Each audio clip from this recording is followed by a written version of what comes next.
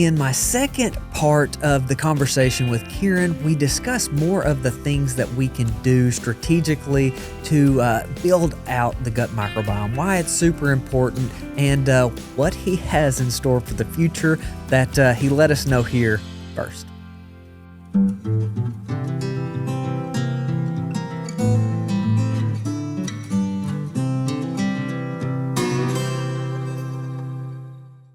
So, do you have any thoughts on, say, like structured water and the glycocalyx? Is the microbiome having any impact on that? That's a field I'm really trying to understand. And then, nanobubbles, kind of this colloidal side of physics, biology. So, do you have any thoughts on that, the glycocalyx, structured water, and the bacteria?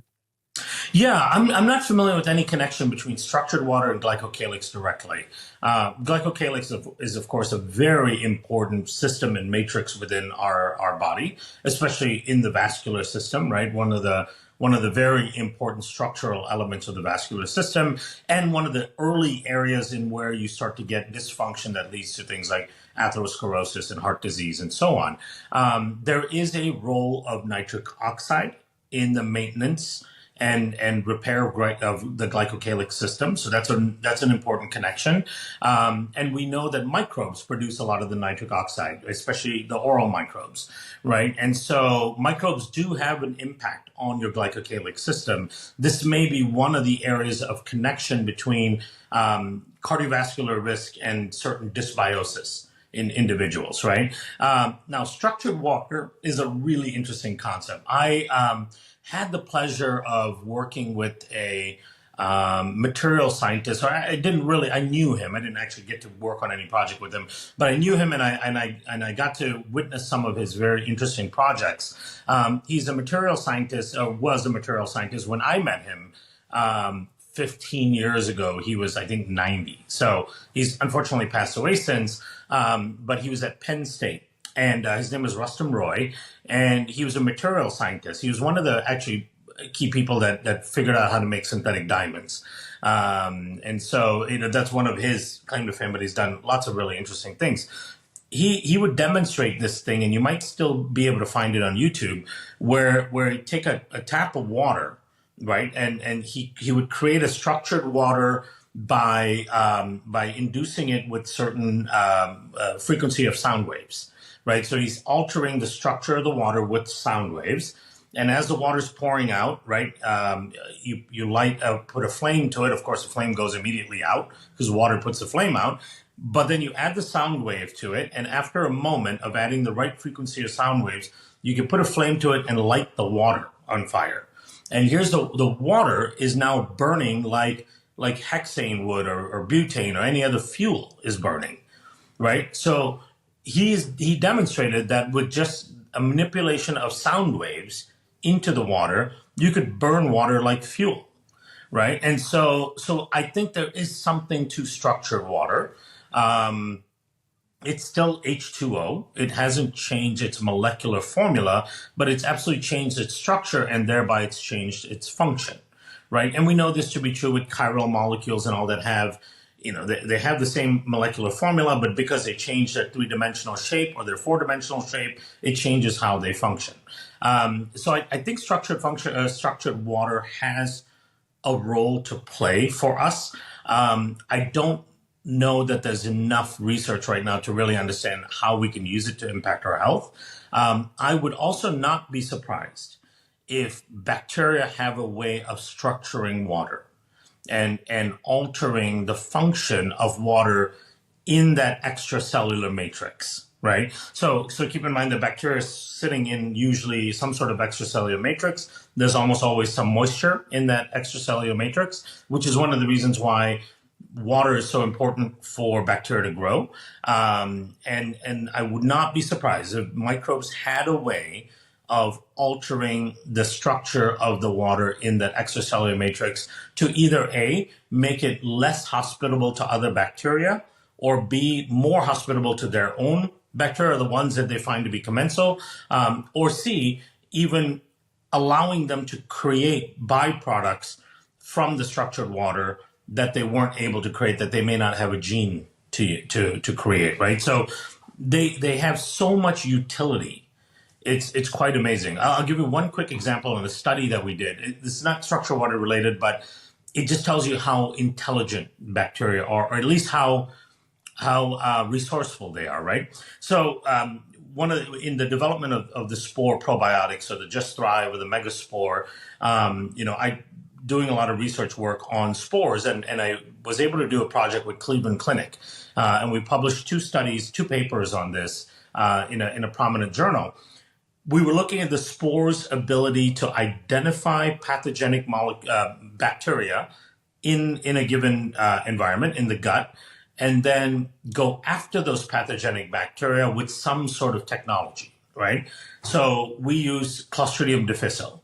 And the reason we use Clostridium difficile is because it's a very difficult bacteria for us, with our modern technology, antibiotics and so on, to get rid of.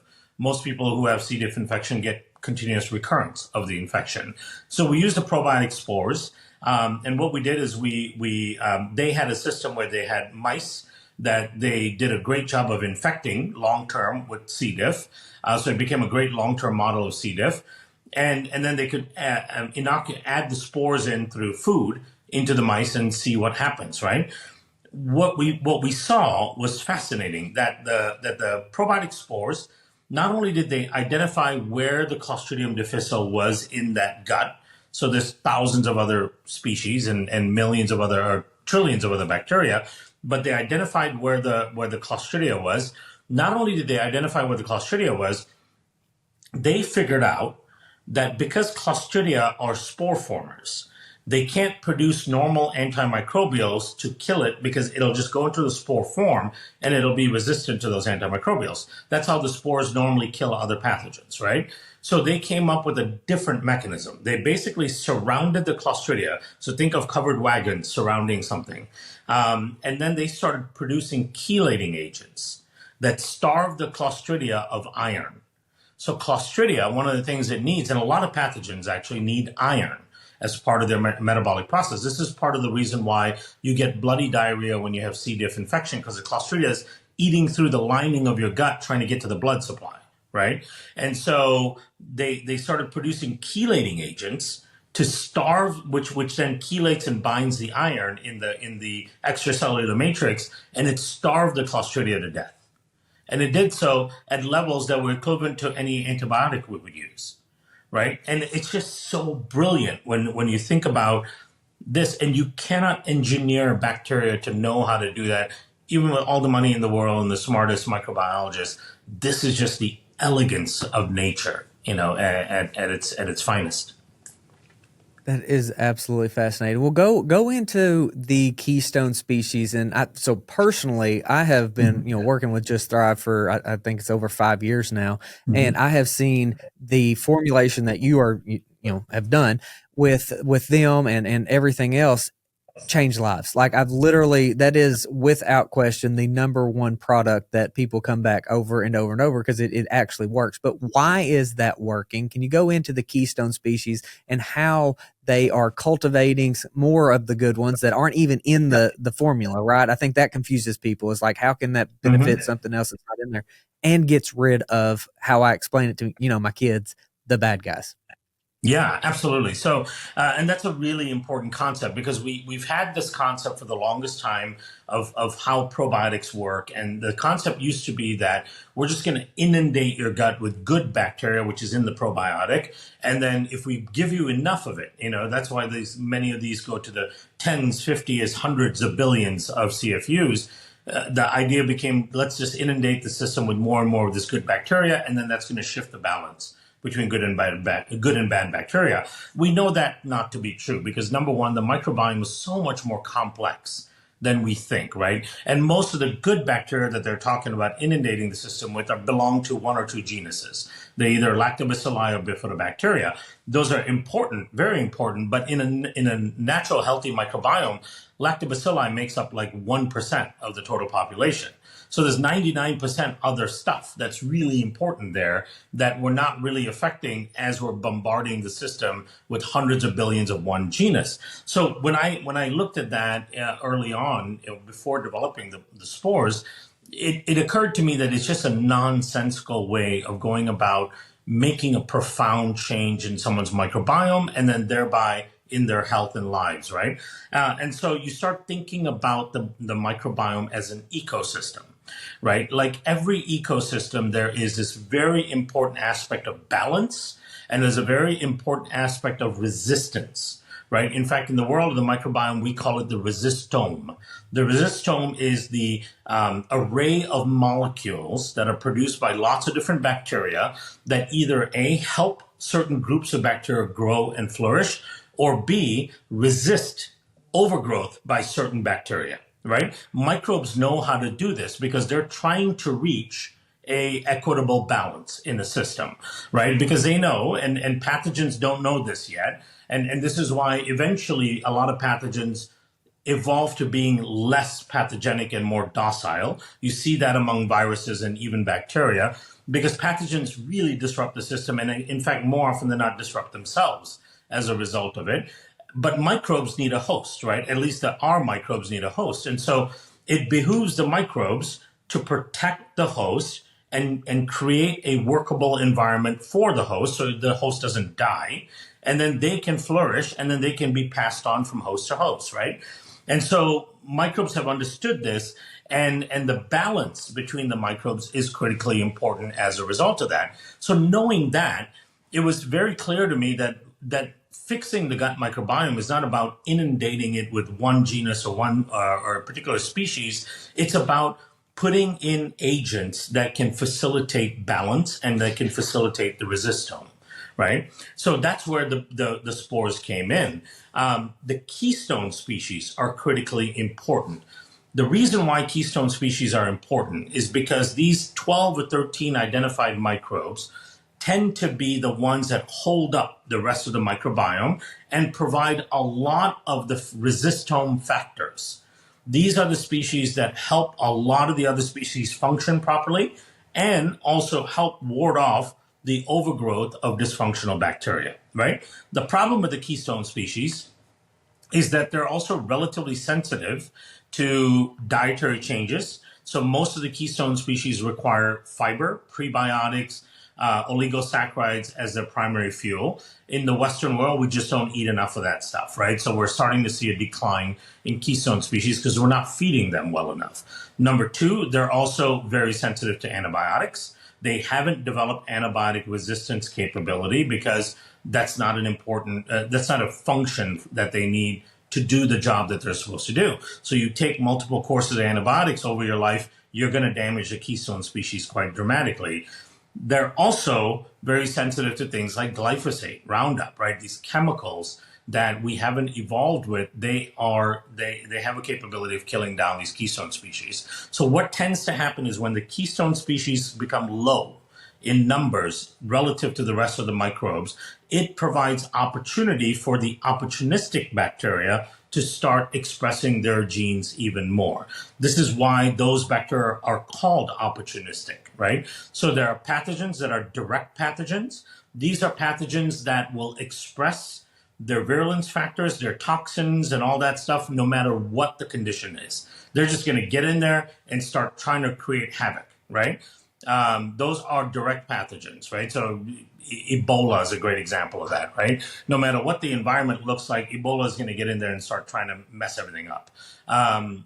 Most of the pathogens in our system are opportunistic, meaning they don't express any virulence factors. They don't create any havoc unless they have the right opportunity.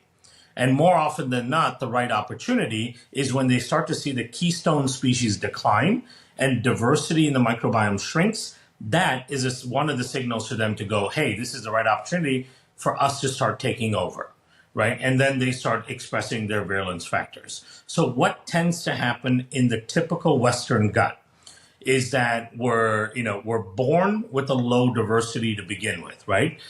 For a couple reasons. Number one, because 33% of births are C-section, right? So C-section alone is going to dramatically reduce your inoculum that you're supposed to get during the birthing process. So you're already born with a very low diversity and the wrong types of microbes. But then, 70-something% are vaginal births. So those will get a better inoculum, but not necessarily full, because mom's microbiome is not necessarily healthy to begin with. Now, on top of that, we don't necessarily nurse enough, right? So we do still a lot of formula feeding and all that, and it is needed when mom can't produce enough. But still, even if they can produce enough, a lot of people aren't breastfeeding long enough, right? Typically, you want to go about a year. And then the other big problem is most kids before the age of 4 have had 4 to 5 courses of antibiotics already, right? And then you think about the glyphosate, Roundup, the poor diet, all of those things. So what tends to happen over time is the keystone species start to decline. And as the keystone species start to decline, you start to see a reduction in diversity, because the keystone species, remember, support lots of different organisms, right? And then you start to see more anarchy ensue, where the opportunistic bacteria are like, hey, this is our opportunity. They start taking over. So a typical Western microbiome looks like low or not detectable keystone species, low diversity, and high levels of what we call the pathobionts. Pathobionts are the commensal pathogens that live with us, meaning they're always there, they're a normal part of the flora, but they're now given the opportunity to overexpress themselves. That distribution is so typical in the Western gut, and that distribution makes you so susceptible to conditions, to inflammatory related conditions. That becomes the pathway to leaky gut, chronic low-grade inflammation, loss of resilience, obesity, metabolic dysfunction, all of those things that we constantly talk about in the wellness industry, right? That shift is so critical. Now the spores start to reverse that. One of the things that the spores do is the quorum sensing. They read and they go, there's too many opportunistic organisms. So we're going to sit around them and produce antimicrobials and bring their numbers down. So they'll start to bring down the opportunistic organisms. Spores will also produce compounds like subtilicin that can enhance the growth of your beneficial bacteria, including the keystone species, right? On top of that, if you start feeding in oligosaccharides, prebiotics, and so on, you really give all of that a significant leg up. So the spores can actually reverse the trends and the terrain of your microbiome. And that's why they're so powerful. That's why you see the effects that you see. And that's where my brain went when we were looking at a probiotic. I was like, we can't go with this old idea of just bombarding it with certain species. We need to find a type of organism that naturally knows how to adjust the microbiome and does so without our coaxing, right? We don't want to engineer a bug to try to do that. We're going to screw that up. We just have to be smart enough to identify the microbe in nature that knows how to do that already, and then reintroduce that into the microbiome. Wonderful breakdown. Yeah, I can definitely attest to what your products, the products you've been involved with are absolute life changers. If you can give us that introduction, as we've talked about, the gut microbiome, but you're doing some pioneering work on the skin, on the surface biome. Yeah. So can you go into that? Give us the introduction to what that is and what you're working on. Yeah, and this is the next evolution from leaky gut. I'd been working on leaky gut for like 10 years, and the reason I worked on leaky gut for so long was because there's a number of publications that have come out that shows that leaky gut is the number one cause of mortality and morbidity worldwide. Right? It causes more illness and death than anything else because it is the foundation of chronic disease. And so the chronic low-grade inflammation that results from leaky gut becomes the foundation for diabetes, cardiovascular disease, cancers, dementia, all of those things, right? And so that was the very important focus. Then, and I feel we've made an impact in leaky gut. We've published studies showing that we can dramatically reduce, if not completely alleviate, leaky gut. And so then I said, okay, what about the other barrier systems, right? Because the gut is a barrier system and the microbes control the barrier system. And if the microbes become dysfunctional, the barrier becomes leaky.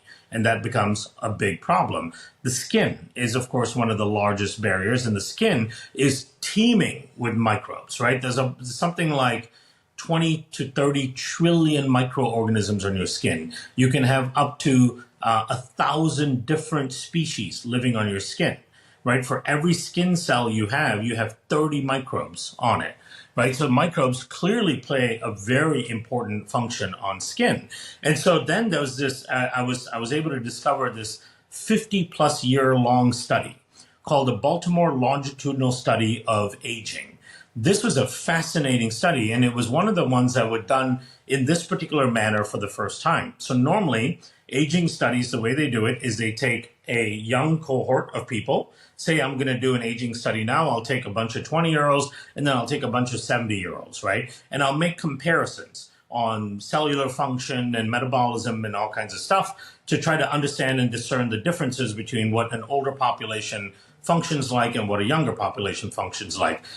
That there's a significant limitation there, because what these 70-year-olds went through when they were 20 is completely different than what the 20-year-olds go through now, right? So it's not a real apples to apples comparison. And these researchers realized this back in the 1960s. And what they said is, we're going to do a aging study, but we're going to follow each individual for the next 50 years and measure their aging progress, and taking into consideration all of their choices, their diet, their lifestyle, their disease risk, and all of that stuff, right? So they followed thousands of individuals over the last 55 to 60 years, and they've come up with some really, really interesting understandings of the aging process.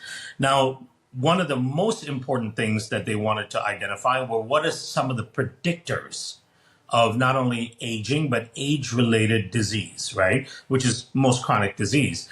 What they found was that the skin was one of the most accurate predictors of age-related disease risk and mortality, right? Age, skin. So the things that we all know to be unfavorable for the skin. Now, none of us want it. Thinning of the skin, wrinkles, right? Fine lines and wrinkles, hyperpigmentation, redness in the skin, dryness in the skin, all these age-related symptomology of the skin. Those, not only are they cosmetically unfavorable, but those are the best predictors for mortality and morbidity in individuals, right? Now, the knee-jerk reaction is okay, well, that's because these individuals are unhealthy on the inside, and the skin is a reflection of the unhealthy inside. These researchers found that not to be true. They actually found that the skin predates the internal disruption that occurs that then leads to disease. They were able to use skin health to predict diabetes, to predict osteoporosis. Alzheimer's was one of the very clear predictors with very high degree of accuracy, right? So then you go, okay, what is happening here? How is the skin related to this? Well, the skin is a barrier, and it's a very rigid barrier, meaning it's not supposed to let a lot of things through. And so what happens as skin ages, the things that we see as aging, the fine lines, wrinkles, and all that, is skin is actually losing its barrier function, right? We see the symptoms as wrinkles, thinning of the skin, redness of the skin, hyperpigmentation, discoloration, and so on. Those are the symptoms, but what's actually happening is the skin is becoming leaky. It's no longer functioning like the kind of barrier it's supposed to function like. So not only is it leaking through, allowing things to leak through from the environment into that basolateral layer below the skin, below the dermis, where it can initiate an inflammatory response, and that inflammatory response then gets translated to the rest of the body. So leaky skin on your face can create brain inflammation. Overgrowth of fungus on the face, on the skin of your face, will lead to high risk of Alzheimer's development, because this fungus, the same fungus that causes dandruff and itchiness in the scalp and all that, is now associated as a risk factor for the development of dementia and Alzheimer's, because that fungus can penetrate through the skin or into orifices near the face and elicit inflammatory reactions in this region. And the inflammation damages the tissue, right? So then I started going, okay, what is the process in which skin becomes leaky? Well, one of the first things, just like the gut, is dysbiosis of the skin. The organisms on the skin start to change. You start to get higher levels of pathogens or pathobionts. For example, Staph aureus versus Staph epidermidis, which is an important good bacteria, or an increase in Cutibacteria magnesis or Pseudomonas and all these different pathogens. You start to get a shift in the microbiome of the skin, because the microbes are very important in maintaining the barrier and function of the skin. As you lose the microbes, the barrier system starts to break down, skin gets old, wrinkly, aged, and then it becomes leaky. right? So for me, it took the same exact approach as in the gut. The first thing we have to do to not only save our skin from the cosmetic things we care about, but also as an independent risk factor for our overall health, we have to fix the microbes on the skin, right? We have to rebalance the microbes. We have to improve diversity on the dry parts of the skin. We have to reduce diversity on the oily parts of the skin. We have to reduce pathogens like Staph aureus and Cutibacterium. We have to realign the balance of microbes on the skin because, as you can imagine, we do plenty on a daily basis to disrupt that balance, right? We're using antimicrobial soaps and cosmetics and things with preservatives like phthalates and parabens and all that in there. All those things destroy the microbiome of the skin. So then we created a product called Civ, where we picked two spores that we know we hypothesize function on the skin. And we created a serum out of it. And that serum we've been able now to show through a few studies can rebalance the skin microbiome. And as a result, bring down all those symptoms that we see as a skin microbiome dysfunction, like acne, eczema, fine lines, wrinkles, and so on, right? It's a fascinating place for me to be doing work. Absolutely fascinating. One thing that just kind of came screaming to, and not to put words in his mouth, but Jack Cruz mentioned what happens on the surface is more important than what happens deep in. And so kind of as you were going through that whole idea of trying to work that in, I feel like you said something that parallels that almost perfectly, whether we were talking about in the gut or on the surface of the skin. So I find that fascinating. We have so much more to learn, don't we? We absolutely do. I mean, I think one of the things, we always come to this saying, we're at the tip of the iceberg.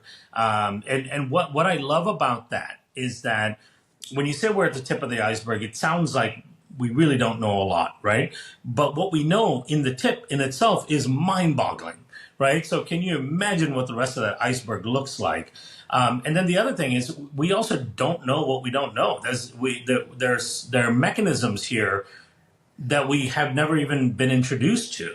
And that's a really exciting place to go, right? And I think for us, if we're smart enough, and this is what I love about this industry and why I found myself from a science world moving into this industry, is I think our best discoveries, our most effective discoveries are going to come from observing what happens in nature, right? Because nature has been doing these things without our knowledge or permission for millennia. And we just have to be smart enough to know where to look and how to look for it and how to measure it. The moment we try to recreate or circumvent nature and all that, then we're starting to go into, the more allopathic approach and all that, which can have all its side effects and deleterious effects. There's time and a place for that kind of medicine, but when we're talking about wellness and being resilient and living a really high quality life, because we feel good and all that, I think we have to keep looking to nature. In my view, I'm always looking down at the microbes, right? Or up or sideways, because they're everywhere. But you just have to look deep enough at what those guys are doing. When you discover that, you're like, oh, wow, okay, there's something amazing happening here because we're covered in them, right? And most of our genetics comes from the microbes. Most of the proteins on our body comes from microbes. Most of everything that happens in our body comes from microbes. So we have to really pay attention to what they're doing. Kiran, thank you so much for the time. There are so many other things that I want to pick your brain on, but just for the sake of time, thank you again for all your work. What you're doing on Instagram is absolute, giving daily master classes on anybody that's interested in overall well-being, but definitely in your area, you're killing it. So I highly recommend Instagram, following you. Where else can we send people to learn more and support the work you're doing, because you're providing solutions that matter. That's for sure. Yeah, thank you so much. So yeah, my Instagram handle is Kiran Biome. If you want to learn more about the skin microbiome and leaky skin and how that may impact you, on Instagram you can go to Civcare, Sivcare, or that's the website as well, www.civcare.com. And then if you really want to understand gut health and spores and all that, you can also jump into Just Thrive and look at the Just Thrive folks, because there's a lot of great information on there as well. And I'll give you a preview here. I've actually never mentioned this to anyone before, but I'm actually putting together a pretty comprehensive microbiome course. And that should be coming out, if all goes well, by kind of around October time. The course will be designed in a couple different ways. It's for people who just have lots of curiosity, want to understand the microbiome, gut health, immune health, all of that stuff at a even more deeper level, and what you can do about all those things. But it's also designed for practitioners. I've trained and done talks to practitioners a lot. So there'll be enough in there where even if you don't have a hard science background, you're going to get a lot out of it. But if you are a practitioner and you have a good science background, you'll still get a lot of depth out of it. So this is the first time I'm actually talking about this. This has been a secret project for a while, but I felt that it's something you might be excited about, and we're going to make that available so people can take their own course and become their own biome experts. I love that, and I can't think of anybody better to put that information together. So, Kiran, again, thank you for all the work you've done. You've, again, made a massive impact on me for years. We have been taking Just Thrive, my whole family, for, I guess, over 5 years now. So appreciate awesome. You, my friend, and thanks so much for everything you do.